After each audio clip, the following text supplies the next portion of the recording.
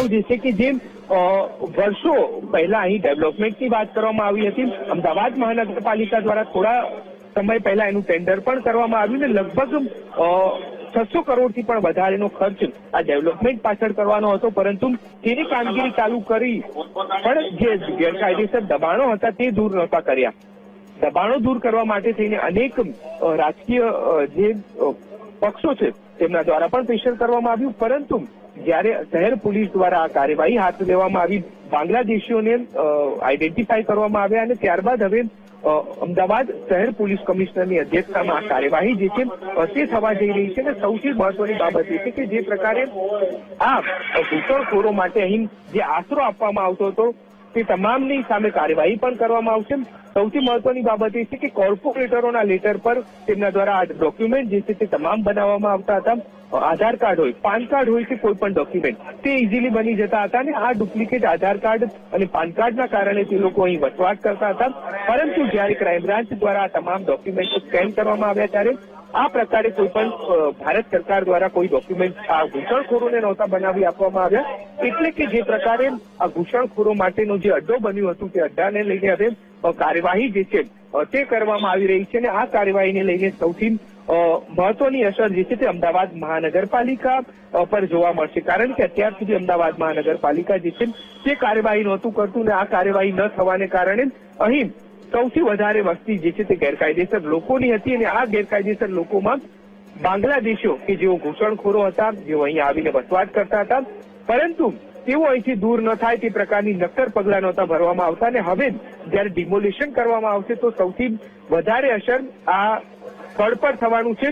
તળાવની ફરતે જે ગેરકાયદેસર ઝૂંપડપટ્ટીઓ હતી તે દૂર થઈ જશે, ગેરકાયદેસર ઘૂસણખોરો જે અહીં રહેતા હતા તે પણ દૂર થઈ જશે. એટલે કે વર્ષો જૂનો પ્રશ્ન ચંડોળા તળાવનો, ગેરકાયદેસર બાંધકામનો તે દૂર થઈ જશે.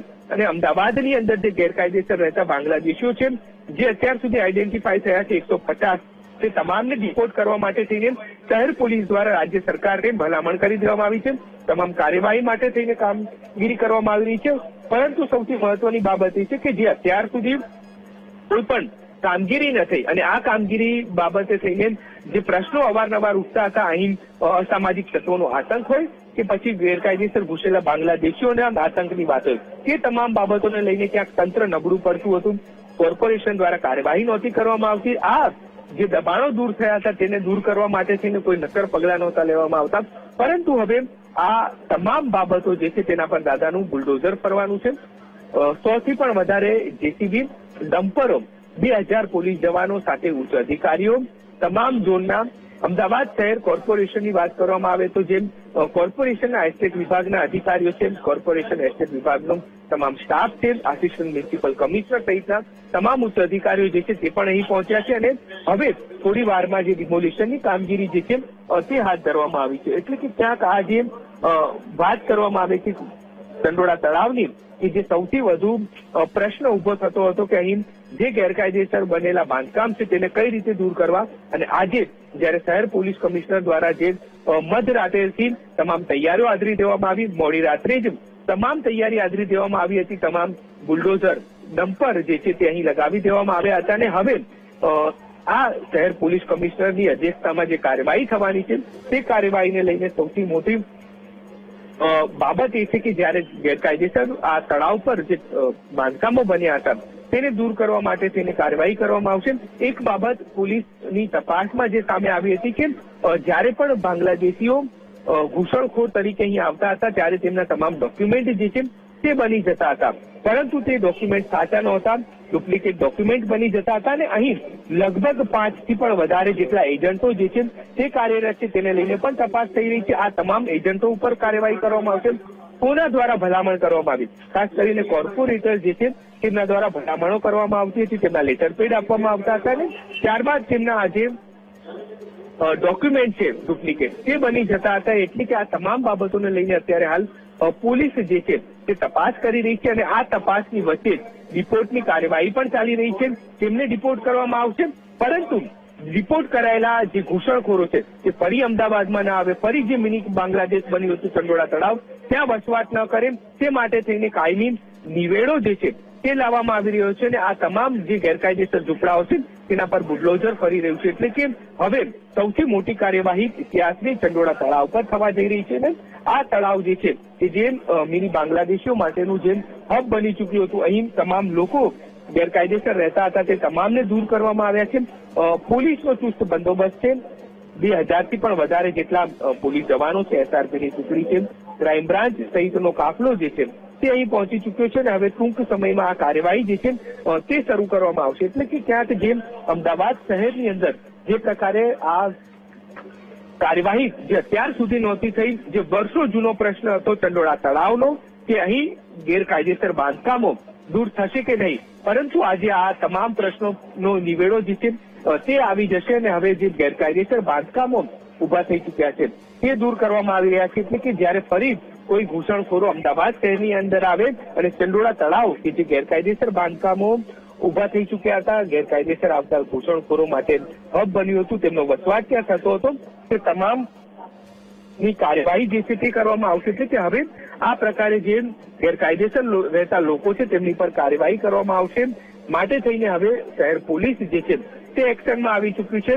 ઘૂસણખોરોને ઘરે અડધી રાત્રેથી ઉપાડી અને તેમને આઈડેન્ટિફાઈ કરવામાં આવ્યા, તેમને ડિપોર્ટ કરવા માટેની કાર્યવાહી કરવામાં આવી અને હવે જે વર્ષો જૂનો પ્રશ્ન છે તે વર્ષો જૂના પ્રશ્નનો નિકાલ લાવવા માટે તેને ડિમોલેશન કરવામાં આવી રહ્યું છે. બિલકુલ આભાર દીપક તમામ જાણકારી માટે. તો અમદાવાદમાં જે ઘૂસણખોરો છે તેમના વિરુદ્ધ હવે આ બુલડોઝર સ્ટ્રાઇક અને એક્સક્લુઝિવ દ્રશ્યો પણ આપ વીટીવીના માધ્યમથી જોઈ રહ્યા છો. શહેર પોલીસ અને એમસીનું ઓપરેશન છે કે જેમાં ચંડોળા તળાવમાં જે ગેરકાયદે વસાહતીઓ વસવાટ કરી રહ્યા હતા, હવે આ તમામ પર બુલડોઝર ફરવાનું છે. અમદાવાદમાં વર્ષોથી જે પ્રશ્ન ગૂંચવાયેલો હતો હવે તેનો અંત પણ આજે આવવા જઈ રહ્યો છે, કારણ કે આ એ જ ચંડોળા તળાવ વિસ્તાર છે કે જેને મિની બાંગ્લાદેશ પણ કહેવામાં આવે છે અને આ વિસ્તારમાં હવે બુલડોઝર ચાલવાનું છે.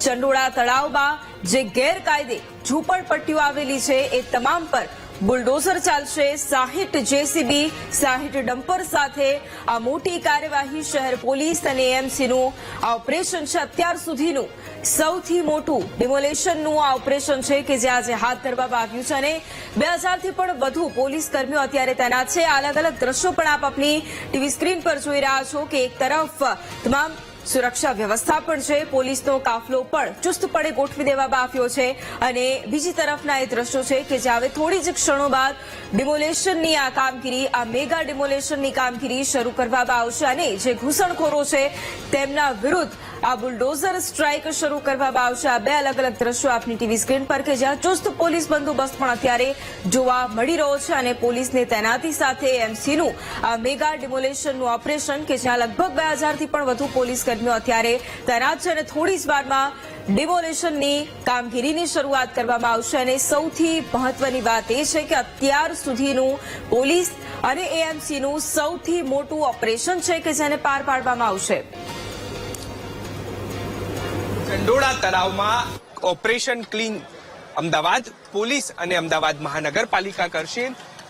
પહલગામમાં જે હુમલો થયો અને ત્યારબાદ જે ઘૂસણખોરો છે જેમની સામે કાર્યવાહી કરી હતી અને જે આઈડેન્ટિફાઈ કર્યા બાદ હવે જે ગેરકાયદેસર મિની બાંગ્લાદેશ બની ચૂક્યું હતું ચંડોળા તળાવ પર, તેની સામે કાર્યવાહી થવાની છે. લગભગ 5000 થી પણ વધારે જેટલા ઝૂંપડાઓ આ ચંડોળા તળાવ પર બની ચૂક્યા હતા અને ગેરકાયદેસર વર્ષ 2010 થી આ ચંડોળા તળાવ પર અનેક બાંગ્લાદેશીઓ અને અનેક ગેરકાયદેસર લોકો રહેતા હતા અને હવે આ ગેરકાયદેસર જે તળાવ પર ઝૂંપડપટ્ટીઓ બની હતી તેને તોડવા માટે થઈને અત્યારે પોલીસ જે છે તે તંત્ર સજ્જ થઈ ચૂક્યું છે. દ્રશ્યોમાં જોઈ શકાય છે કે 2000 થી પણ વધારે પોલીસ જવાનો, અધિકારીઓ, 100 થી વધારે જેસીબી, ડમ્પરો અને તમામ એસ્ટેટ વિભાગનો સ્ટાફ આ કાર્યવાહીમાં જોડાવાનો છે અને હવે ટૂંક સમયમાં આ કાર્યવાહી જે છે તે શરૂ થવા જઈ રહી છે. એટલે કે જે અમદાવાદ શહેરનું મિની બાંગ્લાદેશ ચંડોળા તળાવ હતું, જે અત્યાર સુધી ગૂંચવાયેલા પ્રશ્નનો ઉકેલ નહોતો આવતો, પરંતુ હવે આજે આ તમામ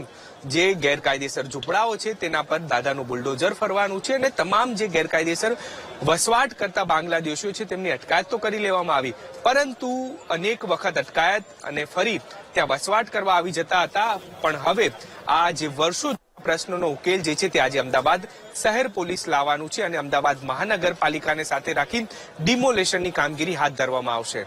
કેમેરામેન આશીષ ડોડિયા સાથે દીપક સોલંકી, વીટીવી ન્યૂઝ, અમદાવાદ. તો અમદાવાદના આ મિની બાંગ્લાદેશ પર હવે બુલડોઝર સ્ટ્રાઇક હાથ ધરાવવાની છે અને સંવાદદાતા દીપક પણ સ્થળ પર હાજર છે અને સતત પડેપડની માહિતી, પડેપડની અપડેટ પણ તેઓ પહોંચાડી રહ્યા છે અને ચંડોળા તળાવના બાંધકામો થોડી જ ક્ષણોમાં હવે દૂર કરવામાં આવશે. મહત્વની વાત એ પણ છે કે પહેલગામમાં જે આતંકી હુમલો થયો હતો અને ત્યારબાદ ગુજરાત પોલીસ પણ સતત સતર્ક હતી અને જે પણ ગેરકાયદે વસાહતીઓ છે તેમને શોધીને ડિપોર્ટ કરવામાં આવી રહ્યા છે. બાંગ્લાદેશીઓ છે તેમના પણ ડોક્યુમેન્ટ્સ વેરિફિકેશન કરવામાં આવ્યા છે અને અમદાવાદ પોલીસ કે જે 2 દિવસથી ચંડોળા તળાવ વિસ્તારમાંથી ગેરકાયદે બાંગ્લાદેશીઓની તપાસ પણ કરી રહી હતી અને જેમાં કેટલાય ગેરકાયદે વસાહતીઓ મળી આવ્યા હતા અને આ 2 દિવસમાં લગભગ 890 જેટલા શંકાસ્પદ ગેરકાયદે ઘૂસણખોરો પણ મળી આવ્યા હતા અને તેમને લઈને પણ હવે કાર્યવાહી થઈ રહી છે અને 143 જેટલા લોકો તેમાંથી બાંગ્લાદેશી હોવાનું પણ સામે આવ્યું હતું. એટલે કે આ વિસ્તાર એવો છે કે જ્યાં આડેધડ ગેરકાયદે બાંધકામો ખડકી દેવામાં આવે છે અને હવે આ બાંધકામોને ધ્વસ્ત કરવાની તૈયારીઓ પણ શરૂ કરી દેવામાં આવી છે અને થોડી જ ક્ષણોમાં હવે ડિમોલેશનની કામગીરી શરૂ કરાશે.